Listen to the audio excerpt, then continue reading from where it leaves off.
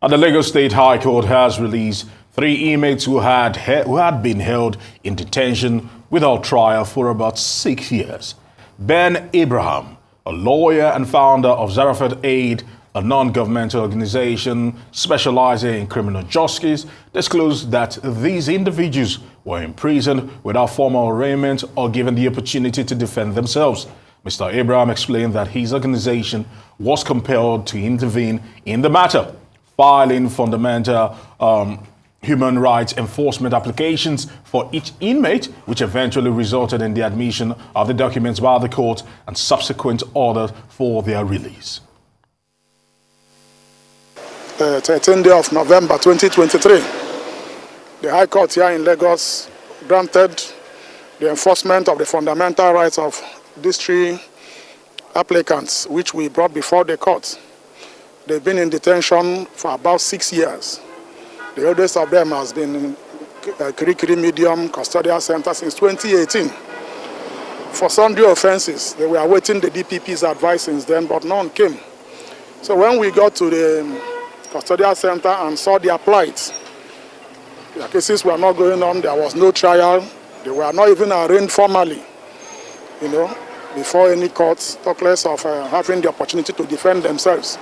So we took up their cases, we filed a fundamental rights enforcement application for each of them earlier this year. And today, graciously, the courts ordered their release, upheld our submissions in the application, and directed that they immediately and unconditionally be released from custody after about 6 years without trial. When I came to Lagos, I came to hustle just to make sure that I have something good doing in my, to myself. When I walk around, I see nobody to help me. I just go along and be doing hard boy. From there, I found myself doing what I don't want to do. So then I now, what brought you here? It's the defilement that as is the thing that brought me to Kirikiri Medium, and I was there since 2019. February 1st. I've never been going to court since February 11. Today, God performed his miracle in my behalf. They say it's divine mercy speaking. Actually, I don't do it, but actually today, the way I just see myself today, I see myself, God set me free today. I've been here since January 2018. I've been in custody since 2018. But that I never go court since 20 again. I thank God for my life. Since when I entered that place, I tell God, say, now God, now bring me come this place. Now that God, now go deliver me from inside this prison. Well, that's how it feels to breathe the air of freedom after a long while. Now, to explore that matter further, we are now being joined here by Ben Abraham, a lawyer and founder of Zarephath Aid, to talk us through what the successful case represents at this time for those clamoring for the congestion of the nation's correctional centers, as they are now known, and to what extent a more committed implementation of the Administration of Criminal Justice Act can help in this direction. Good to have you on the morning show. Thank you so much for joining us on the program. Good morning. It's my pleasure to be here. Yes, good morning to you. Well, first, let's start with a little more detail, about these men that we just watched. They were released after like 6 years in custody without trial. How did you get involved in this case? Okay, as an organization, we've been in this for about 20 years now. Part of the tools we apply in achieving reforms in the criminal justice sector is legal aid, offering free legal services, especially to indigent inmates who are not able to secure normal legal representation. And to gather this, to get this group, we have to visit the custodial centers, get there with the help of the various departments. We're able to sift through the mass of people who are waiting trial there, and then get these ones. So recently we did that. We do that periodically, and by the time we saw this group, of course there are more people than these 3 who are going through the same thing, the same ordeal. Then we had to, we observed especially that they were not attending courts. There are matters at the type that the DPP's advice has to be issued by the DPP. And when we saw that the advice wasn't forthcoming, they were not attending courts, we took up their cases. And the best way to do that was to file the fundamental rights enforcement applications for them. So that's how we got to this tree, and that's also how we have done over the years. A lot of people are there who have not had their day in court formally. So will these men be getting compensation? As a matter of fact, we didn't ask for compensation. The one we did before this, we got compensation for them. It's one to get compensation, ordered by the courts. It's another kettle of fish to now go to the various agencies and get the physical, the cash, as it were, from them. Because a lot of times they tell you there is no money for that. You have to go all the way back to court again to compel the officers or the agencies involved for the compensation to come. So in this particular case, we didn't do that because we felt because of the level of overcrowding going on there, we needed to just get them out. We have so many other applications pending in so many courts as we speak to see how before the end of the year, quite a number of these people, especially long-staying inmates, can breathe the air of freedom again.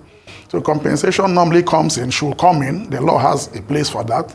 So it's just a question of how do we juxtapose the need for them to immediately come out with the aspect of compensation. Sometimes once it gets a compensation, you will see the opposition begin to file all manner of applications saying no, when ordinarily they should not oppose the application. But because you are asking for so amounts from the government for them, you see them now come out and say, no, we are going to oppose the application. A lot of flimsy grounds are now brought forth. And that's the real truth about the practice. So in this situation, we say, let's just get them out. Let them even breathe the air of freedom. After all, quite a number of other people weren't lucky enough to be alive to get to that day. Okay? But subsequently, we'll surely go on with that aspect, the compensation aspect. The law permits it. All right, you must be highly commended for doing this because, as they always say, that it's better to have one innocent person go free. 9 innocent person go free. 9 guilty people go free than to have one innocent person incarcerated. Yes, and I say this because when this particular administration came into government, and they were talking about reforms and decongesting the prisons. Yes. There were talks about paying the backlog of fines for people that have been incarcerated and are in prison because probably they have not been able to afford those fines. Well, you are bringing a newer dimension. You are bringing another dimension to this.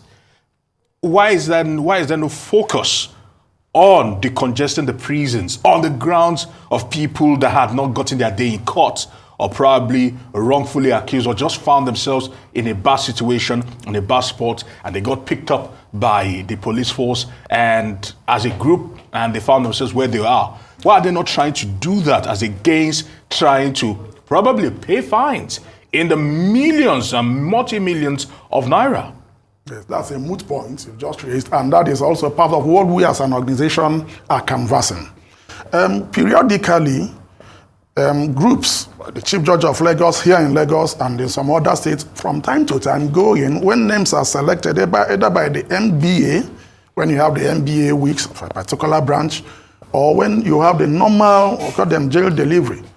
They come in working with the staff of the custodial centers. Names are selected who they feel ought not to be there. For example, a person who is alleged to have stolen has stayed 3 years without trial. And now they look at it and say, if this man had been convicted, by now he ought to have finished serving that sentence. But now he has about just 2 months to go, assuming he was convicted. Such a person, such a name is always added in that list. But the point in answering your question is that those efforts are few and far-fetched. They are not consistent, because the truth is every day, every other day, working day in Nigeria, in Lagos, more people go in there than are released from there. So we need to double the effort. The focus is not there. That's the truth. And that is where organizations like ours come in. We call on partners, we call on lawyers. We are trying to set up a program now where we can get about 500 lawyers in Lagos only, volunteers, to work with us, take up cases, and especially the low-hanging fruits. We call these low-hanging fruits because when you get into the custodial centers and organize a clinic, you will see some people that will come out and tell you, "Sir, I've not been to court." These are not the hard offenses, as they are called. Robbery, armed robbery, murder, or that. These are, you see, they said, I was arrested while working by 10 p.m. in the day. The police just came, they raided, like you just mentioned. And you notice that this man who has been here for 2 years has never gone to court. That's a low-hanging fruit. Some of them have gone to court 5, 6, 7 times, but no witness has ever been brought forth by the prosecution to say he did this. The police that arrested him are nowhere to give the evidence. These are low-hanging fruits, and this is what we see every other day. So that's my question. So why is the government not focusing on that? Because that would actually decongest the prisons. That is the truth. Far more than saying that you want to pay fines for people that could not actually afford to actually pay some of these fines. Yes, the lacuna is what organizations like us come to fill. There is an obvious lacuna, and that's the problem. Why don't they always do this? As a matter of fact, weekly, there should be weekly records. And we also notice something, even as an organization, when we go in there, we observe, sadly though, that to even get to the people who need our services within the center is difficult. Imagine end of last month, October, we were at the Ikoyi Medium Correctional Center, the Ikoyi prison, very close to this place. As at the day we got in there, the prison was holding 3,102 people. The board is there, you can see it when you go in. The capacity for that prison is 800 people. Wow. So 800 as against 3,100. And at the time you assess the office where you begin to do the clinic, meet them, you will see people, masses of people milling around. The truth is that in this 3,000, you could see, I'm sure you could have about 1,000 of them that need our services.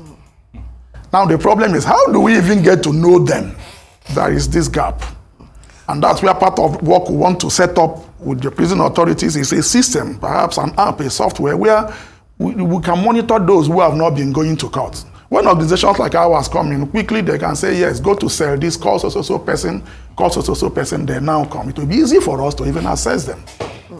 Okay, so now very quickly, I'm wondering, what is the way forward? Especially for what role should the National Assembly play in this? Do we need more laws? Or is it implementation of the already existing laws that we need?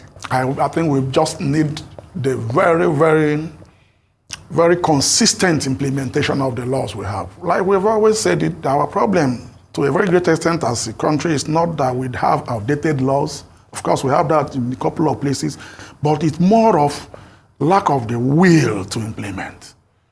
Lack of the will to implement the laws. We have good laws. The Administration of Criminal Justice Act 2015 is such a wonderful piece of legislation. But up till now, I can tell you that you see situations where the police arrest people, like we just had this. These 3 men that you just saw, we are part of the same people you see filling up the prison, pretrial detainees who are there, arrested by the police. Now, the law is that the police have to move their files to the DPP's office if the offense is of such a nature. That of stealing and all of those ones, no.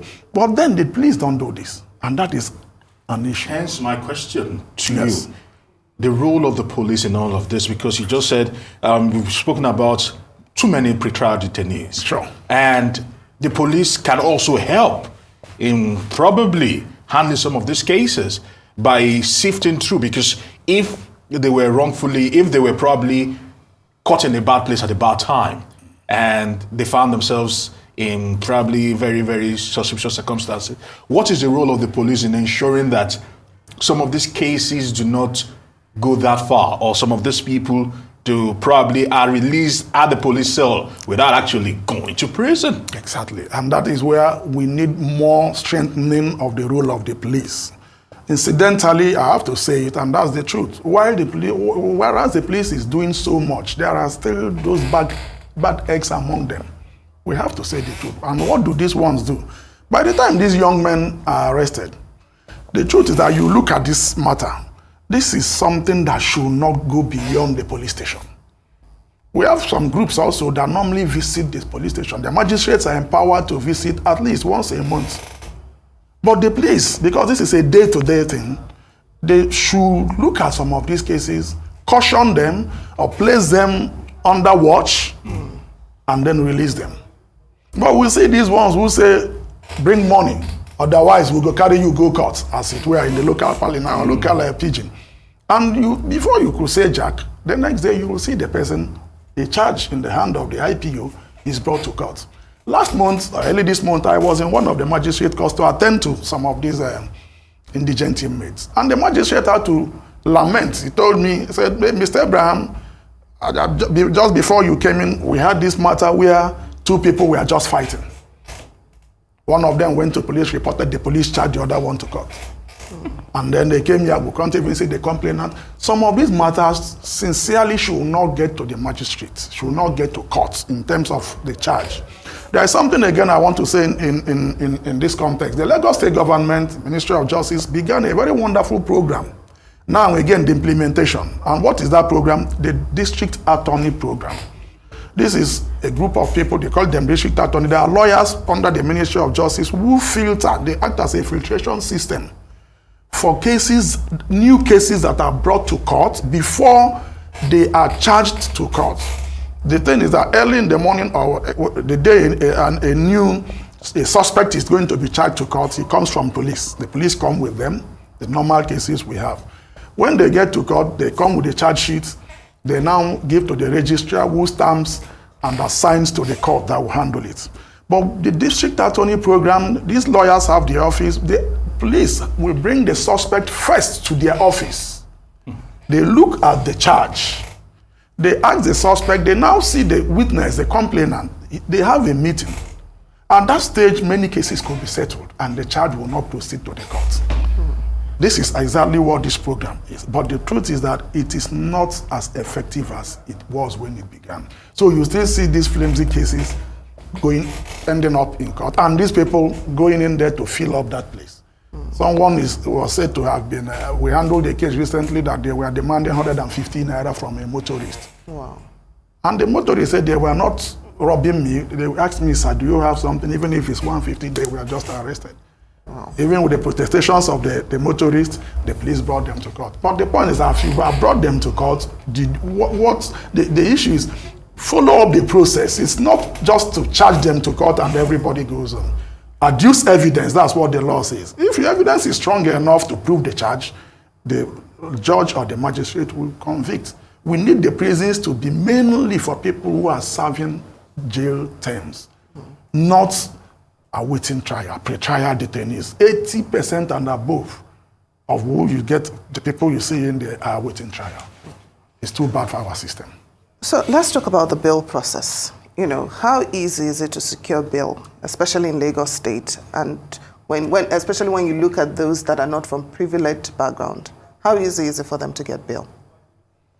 Ideally, the law provides that for a particular set of offenses, bail is as of right. Now, it's one thing for the court to pronounce conditions for bail. You get a surety, bail is granted in the sum of 500,000.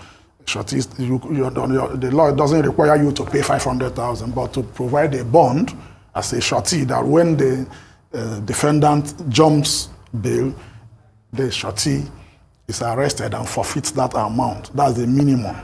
Now, to even get these sureties, and that's the problem, to process the bail and get it into action, which means this person has fulfilled the conditions and has left the custody, the precincts of the custody to his house, then going to trial from the house.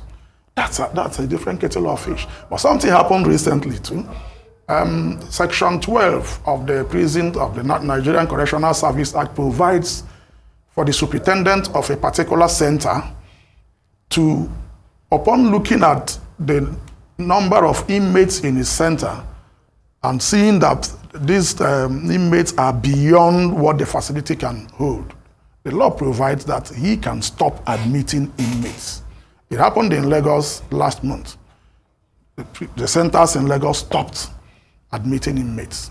Now, one of the things that happened from that, one of the fallouts was that the Chief Judge directed that bail conditions should now be lower than they used to be to afford these defendants opportunity to quickly meet these conditions and go home from there. So that's been on for some time now.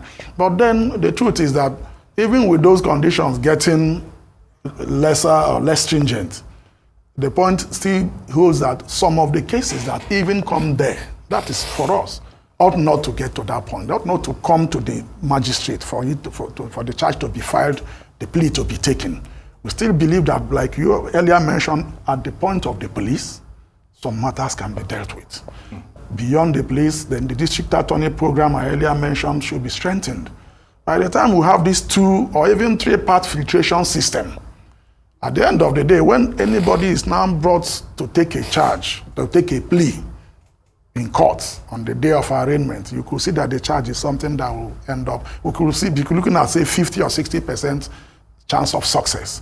But what we need is the cases to be going on, trial going on. The day you have your day in court, you go to court, go home, you have a lawyer, or your government provides a lawyer. Organizations like ours come to provide lawyer to defend those charges. At the end of the day, the person has this day in court. That is what an ideal system should be like. Ben Abraham, I want to say thank you for your time here on the morning show and for the good work you're actually doing. Of course, Ben Abraham, a lawyer and also the founder of Zarephath Aid. Thank you for your time on the morning show.